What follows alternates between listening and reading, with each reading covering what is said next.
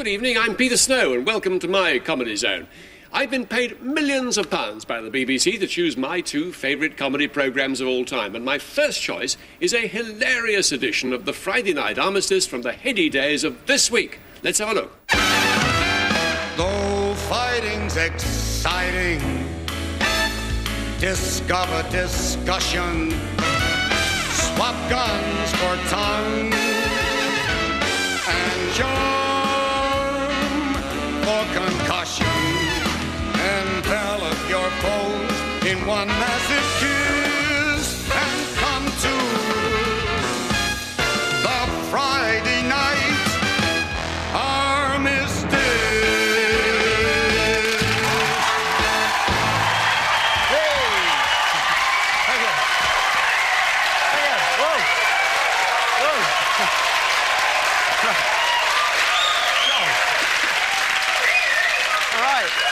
Well, thanks for that. Thanks for that special greeting. It's a special show tonight. More about that later. But first, I want to talk about pay.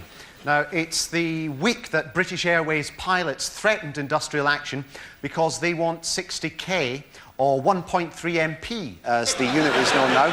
A strike was threatened, but called off when the skies were filled with blackleg plane drivers trying to cross disputed clouds. Being stopped literally by parachuting flying pickets there. Meanwhile, Orange marchers insisted on their historic right to march into areas where they don't have a visitor's pass, including one breakaway march, which is heading towards the BBC, demanding its right to walk through the grandstand studio to remind everyone what it was like 200 years ago when we didn't have sport. There they go. There they are. Straight through. We'll bring you the results of that march later. And finally, as Princess Diana, after 15 years, ultimately got shot of old Highgrove breath, signs of the impending divorce were visible when partitions were put up in royal boxes and balconies all over the country. There you go. And the Friday night Armistice joined in the celebrations because our bus of Dianas went out on the town last night, young, tall and single, and with £20 million to spend.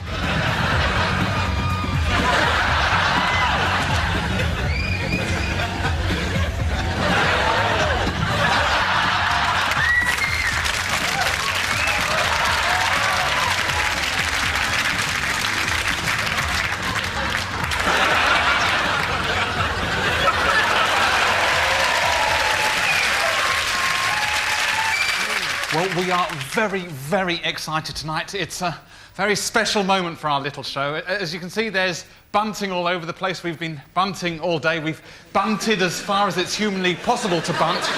And all for a truly special guest.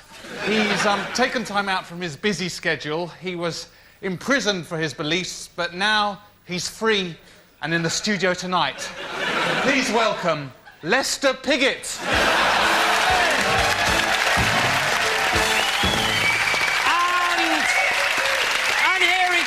Greeted by the old woman there, goes to meet the public. Now, goes over there. Ladies and gentlemen, 21 months in captivity, locked up for his brave stance against the Inland Revenue. Now comes on to inspect the presenters. I've been a great admirer of yours for many years. You were stitched up like a kipper. Definitely, definitely. There he goes now, off with the old woman. They're off now to enjoy a lavish, eat as much pizza as you can banquet at Pizza Hut, Piccadilly Circus. Ladies and gentlemen, Lester Piggott.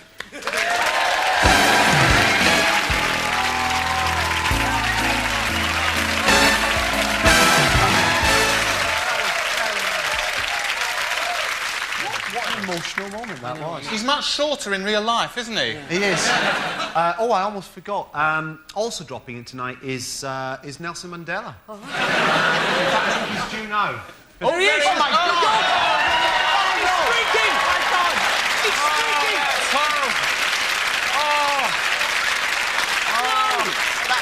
That man will do anything for publicity. No, it's not fair to have a go at him for streaking there, because it's just an example of what a wonderfully informal man he is. He doesn't stand on ceremony, which is good. I'll tell you something about Nelson Mandela, yeah? Yeah. Everyone says he's such a nice bloke and everything, but I don't know if anyone saw this documentary on ITV this week, Nelson Mandela, Tantrums and Tiaras. I tell you, that man is a horror. It's so fun, effing and blinding all over the place. Informal's one thing, but this, no, sorry. Have some sympathy for the man. I mean, because you've got to think, all these honorary degrees he keeps getting right actually must be a bit of a pain in the arse. Because when he quits the presidency and has to go for a new job, people are going to say, sorry, you're overqualified.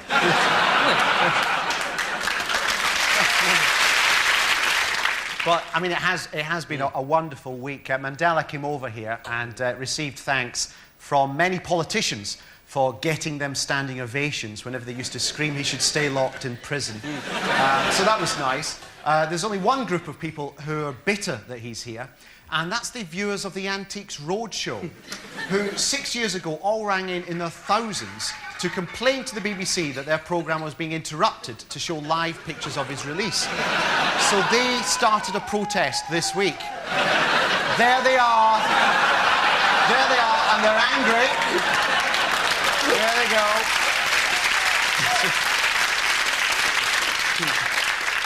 They haven't forgotten what it's like to never find out the insurance value of 6 Japanese jade figurines. So, what's that, Mr. Tony Blair? You're frightened. What's that? You're itching for a fight? Go on, take me, you girls. Mr. Tony Blair, are you drunk? What's that? I've got more pay and I'm going to piss it away. Mr. Tony Blair, you squiffy toy. Come on. So, MPs have given themselves a 26% pay rise, which is fair. It covers hidden costs, because an average MP has 26% more of a hidden family than he can actually declare. But there were some MPs criticised this week for going on that fact-finding tour of Malta to find out what it's like being someone in Malta lying in the sun. Right. What they do is they go to a fact resort where all the facts are laid on for you. You don't have to leave. It's great. It's great. I don't know if you've been to Switzerland, but Switzerland's great. It's got the most fantastic après-fact facilities. Wonderful. Very nice, yes. But wherever they go, they always bring you back something like this, don't they? Yeah, I don't know if you can see that. My MP went to Spain, and all she brought back was this lousy fact. The ironic thing is that fact was made in Taiwan. My MP brought a T-shirt back saying, too drunk to fact. But the strange thing is that while MPs are paying themselves more, they want us to do more of the work for them in the form of referendums. Some of them want us to vote on devolution, on a single currency, on what next year's colour should be. And I just think, hang on, you decide. That's what we're paying you for. All this, you can elect your board of school governors. Next time any of us go into a referendum, right, pick up the ballot paper, and underneath where it says yes or no, just write, you tell me, or we'll sack you. We're the public, we don't know. Exactly. You know the trouble with we're the public, right? I am the public. Yes. You want me to choose? Yes. I'm an idiot. Do you know how I relax in the evenings? This is true. I listen to Bob Dylan. That's how stupid I am. I mean, it's not just his old stuff, which is horrible. It's his new albums, which are really revolting. They sort of go... It's like his nose has grown lips. It's horrible, and I like it. Don't give me a choice. You decide. Exactly. Yes. Look at these socks, right? Look at these socks. God.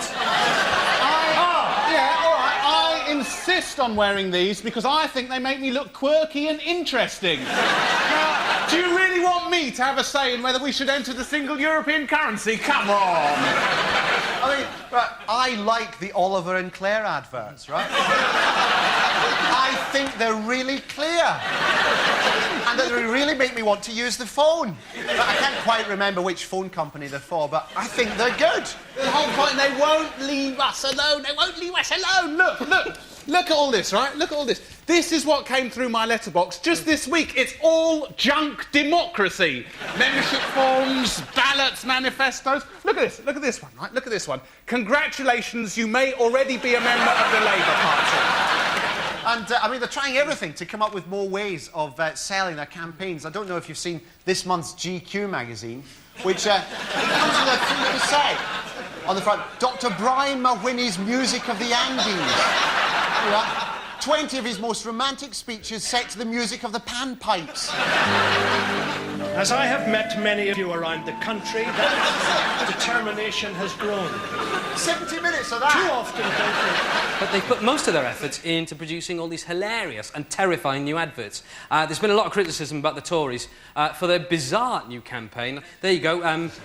This is true. New Labour, new danger. This is absolutely real. But if you look carefully, what it's showing is actually a pair of red curtains with what appears to be Eric Morecambe behind them.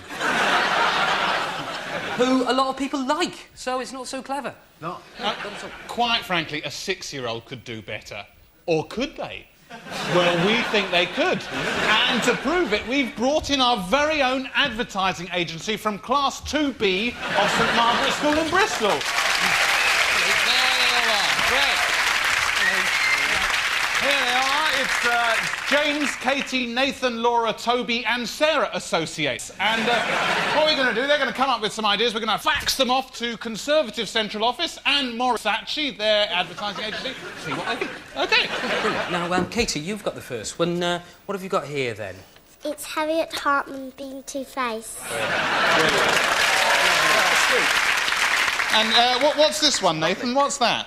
That's Tony Blair being walked all over by Europe. Tony Blair, there he is. Yes. That's because if you look at it, there's Tony Blair, and there's all the Europeans, and Nathan's even done a little European hat there, which is lovely. Very, visually very strong. What we're going to do is we're going to fax these through to Conservative Central Office. I've got the numbers. Sorry, Central Office. The number is 01, if you're interested, 0171 222 1135. 1135. Off we go! There you go. So look out on your billboards and see if they're up in a couple of weeks' time. Right, also, now, what have we got here? Which one's this? This is Mummy and Daddy being happy because of tax cuts. Tax cuts. Is that tax cuts all across the board? Yeah. Yes. What's this, Toby, then? It's an MP being greedy with his pay. An MP being greedy with his pay. There he is, yes. There's the car. There's the car. I'm rich. There we see, and there's a castle that you haven't had time to colour in, but I think it's still effective. Who's this for? Who are you doing this? What party? It's for Arthur Scargill's Socialist Labour Party. That's good. Can I just ask, have you actually got their account? Yes. Oh, that's good. And what we're going to do now is I'm just going to choose the winning entry, and I really like Sophie's Two Faces of Harriet Harman. So she wins this lovely set of Friday Night Armistice dart flights and this Friday Night Armistice dart flight holder sand. OK? So let's crown you with that. There we go, over the shoulder. There we are. Well done, Katie. So, we're going to subject this, we're going to see if this is a justified winner. We're going to subject it to the test on the public opinion. So we could have a volunteer from the audience. You'll do. Thank you very much. Thank you. Right. Now, what are you going to vote in the next election? Labour. Now what are you going to vote in the Tory. next? Yeah, there we go. It works. It works. Thank you, Erica. Thank you. Now, where have the Liberal Democrats been in all this? Well, they deny that they've given up on the next election, but they are, however, putting their resources into targeting 8 to 12-year-olds. They've launched a cartoon channel, Nickel Democrat, to lure kids into thinking that they're really great in time for the 2001 election. So here's some of the sophisticated political arguments put over in their top programme, The All-New Adventures of the Lib Dems. Boy, am I ever glad to get home. Emma Nicholson. Captain Captain Paddy, Ellen Beef, it's the Screaming Skull. You liberal democratic fools. You showed me the way to your secret base. Now, I will rule your parliamentary constituency of Yeovil with my skeleton soldiers. We're done for, Paddy. Not yet. Emma Nicholson, let's use our power against him. If it's true that a modest increase in resources can make big inroads into this problem, let's do it now. Let's unite and show him the power of the middle way. The middle way!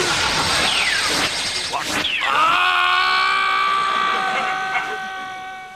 Well done, masters. Thank you, Charles Kennedy.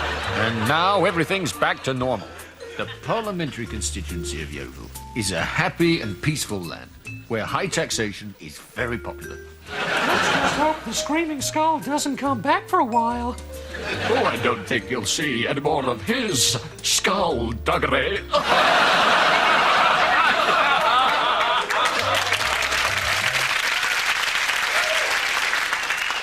Now then, though this summer is vomiting rain, for some reason, none of it appears to be hitting our reservoirs. A drought officially exists in 40% of the country, and bad drainage has compounded the problem, as these scuba divers found out when they went for a dip in the Manchester Ship Canal. So how are the water companies going to avert last summer's disaster when they encouraged everyone to make their own water by having wet dreams? Well, 2 ex-employees from Northern Water have come forward to reveal some astonishing goings-on. The very last thing that Peter did before he left Northern Water was make a video of some of the secret experiments that were going on there. It was an extremely dangerous thing to do, but Peter feels very strongly about it. Yes, I do. Well, here we are. You can see me now going down into the bunker where most of these experiments took place.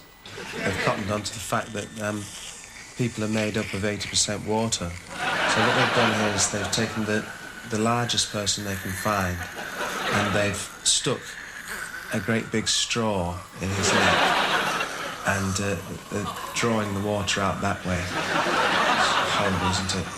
He looks like some kind of poor human prune. Now, down here at the bottom... What you can see is a whole load of people of varying trades who've been injected with camel genes, or technically dromedary genes. They've all grown dromedary humps. This may mean that they can last a long hot summer without water, but the side effects are hugely distressing. You can see them there spitting.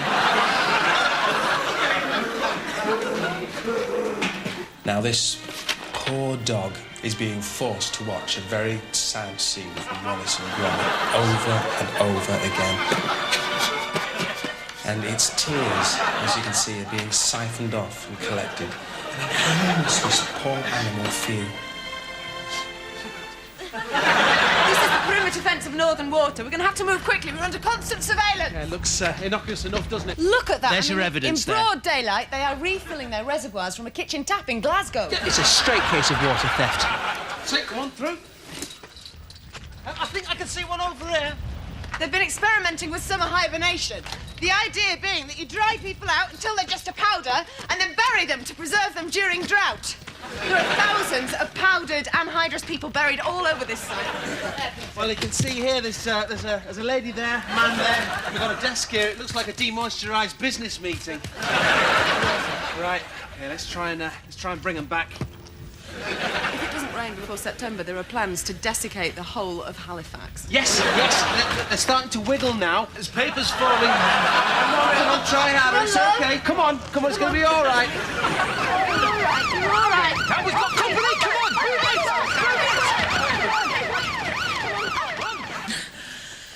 Northern Water have actually made their own public information film suggesting measures to cope with drought, but it's all lies. It's nonsense. It's a cover-up. It's a whitewash.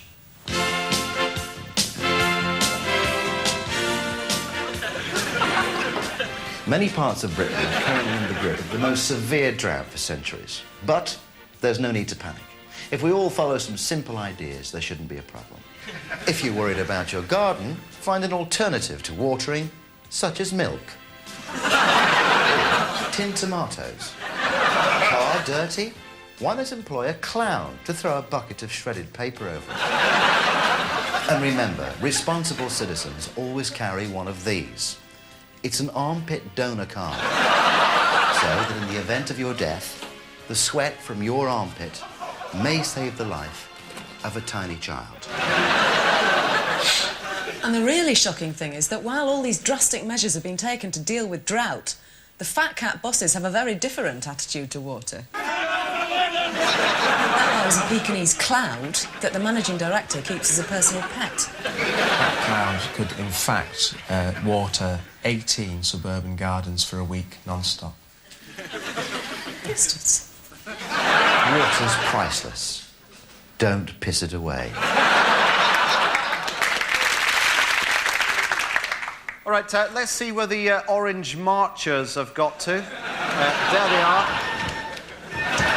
And, they're trying to get into ladies' toilets. Apparently that was a gents 200 years ago. And they've got every right to go through. I don't want to take sides in all this, but this marching season, I mean, it does celebrate a vicious battle. Someone won and someone lost. I mean, it would be as if every year Muhammad Ali's family insisted on staging a march through Henry Cooper's house. Yeah. I mean, it's tactless, isn't it? Well, it's not tactless. The thing I don't understand, I have to say, is why somebody would want to walk through a really hard area where there's quite a lot of people who don't like you in the amazing camouflage of a bowler hat and a big sash. It's very sad, because a year or two ago it really seemed like the world was sorting itself out. But, I don't know, now it seems the world's gone back to all its old ways of religious strife and conflict everywhere. And, you know, we were thinking, why can't people just come together, yeah? Why can't they put all their religious differences to one side and agree once and for all which religion is best? Then we could all convert and just get on with it. I mean, is that too much to ask? Well, OK, we are just a little programme, and religion has got a lot of complications, I don't mind telling you. Yeah. But we'll give ourselves a minute and a half to sort this out. Minute and a half? Minute and a half tops, Should do it, yeah. Who knows, we might just end thousands of years of religious turmoil. Worth a shot, isn't it? Come on, now. Over in the studio tonight, we've got representatives from the 15 major world faiths, each of whom has their own trained fighting cockerel for tonight's historic and hopefully decisive religious cockfight. Well, they're all here. There's Catholicism, Judaism, Muslim, both Sunni and Shia are represented tonight. There's atheism. Oh, and there's a woman who doesn't subscribe to any organised religion, but does believe in some sort of vague something, I don't know quite what, but it's guiding us. They're all here. And, oh, there's the bookmaker, excuse me. Before we get going, I'm just going to blood their beaks to ensure a good fight. They're going to blood the cockerel's beak. We're really going to do this. Thanks a lot. Now, I really fancy the Quaker cock. It's a cracking bird, looks very fit, and the odds are long. OK, right, so I'm going to put £10 on the Greek gods. £10 on Greek gods, yeah. Each way? Yeah, absolutely. OK, so if you can take your places, please. Stand by with your cockerels. I want a good, clean cockfight. Off you go! OK, right, we'll get right back to them once it's all sorted out, OK? Now, the crowds came out for Nelson Mandela. But the Queen is still struggling to find new ways of encouraging them to come out for her when she's on her own and hasn't got the advantage of having someone in the carriage with her to scowl to. So, in a further attempt to give the monarchy back to the people, she's going to run this year's state opening of Parliament in the form of a marathon. So, providing commentary on this colourful occasion will be David Coleman and Brendan Foster. And here now, as the race is about to start, passing the front of Buckingham Palace. Just look at that. And it's very, very difficult to run in the early stages. Meanwhile, across at the elite runners start, the wheelchair athletes about to it's the chasing group, led by Ivanova of Russia. I say chasing, they're not really chasing at all. They're quite happy to go along at their own pace. Liz loosening up, making sure the shoes are fastened properly. That's the worst thing that can happen to you if you don't tie your laces properly. That was a good effort in concentration. She didn't even look over the last 10 years or so. Those costumes, Brendan, they weigh about 40 or 50 pounds each. the extraordinary effort that people go to. They take the toughest event in the Olympic calendar and then they make it more difficult by wearing suits and silly hats. Well, the most impressive part of this run for me is that Liz's last couple of miles have been faster than the very early miles. It'll be a sweet victory for Liz, because she's had her critics over the years, but she told me yesterday she really feels that her best years are ahead of her, and she really thinks that the marathon is her event. The scene that awaits her. Liz wins 2 hours 27:54. Fastest times. Liz's husband there in the background. The steeplechaser himself. One for the family album. And she looks very, very good indeed. Now, unfortunately, the Broadcasting Standards Council have just issued their annual report, called Annual Report. It's terrible because TV standards are shockingly low, aren't they? Yeah. And, I mean, the other example the report cites here is the bad language on what turned out to be the last ever episode of Jack and Ori. She began f***ing about. What could be seen from the old room was quite common and uninteresting. But in another moment, with a little, oh, of surprise, she was down on her knees w***ing them. Here, something began squeaking on the table behind Alice and made her turn her head just in time to see one of the little white pawns roll over and begin f***ing.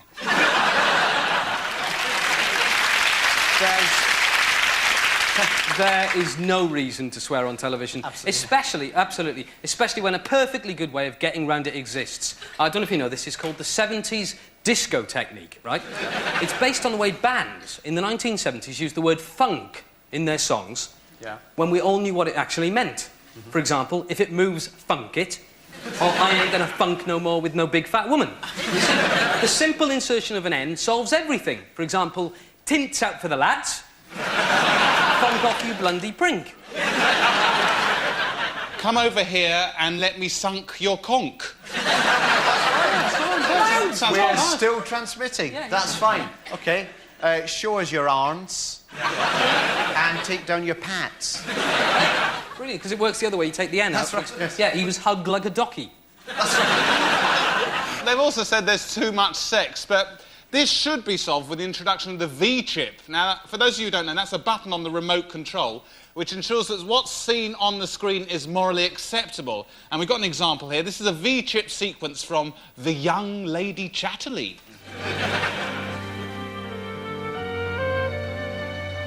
Well, I'm sure we'll all go for that. Give me your teeth, I'll swill them. Well, despite all the sensitivity that we've shown, standards have changed in the last 20 years. For example, in 1971, Blue Peter buried a box in its garden to be dug up in the year 2000, and it was full of things that would sum up what its viewers were like. Well, it's now 1996. Things have changed, so with this in mind, we went back into the Blue Peter garden.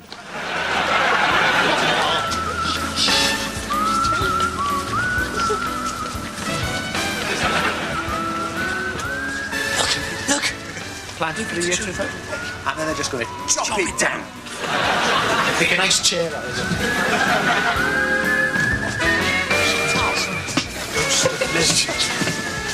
Right, go.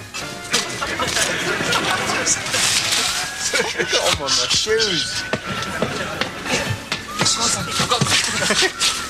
It's John Blue Peter time capsule, not to be opened before 2000. Oh, that's a shame. No, right. Hey. Oh, I remember this one. Oh, I used to have that. Look, That's what kids of 1970 looked at. Right. This is what the kids of now look at. Here we are. Where's the fax? Yeah. Thanks. Yeah, it's faxing that round the hooch. Is that everything? Yeah, okay.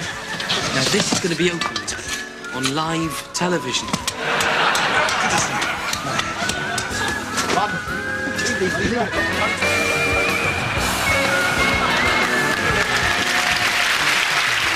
OK, that's all from this week's Reading at Armistice. Remember, don't die this weekend. Heaven's on strike. Good night.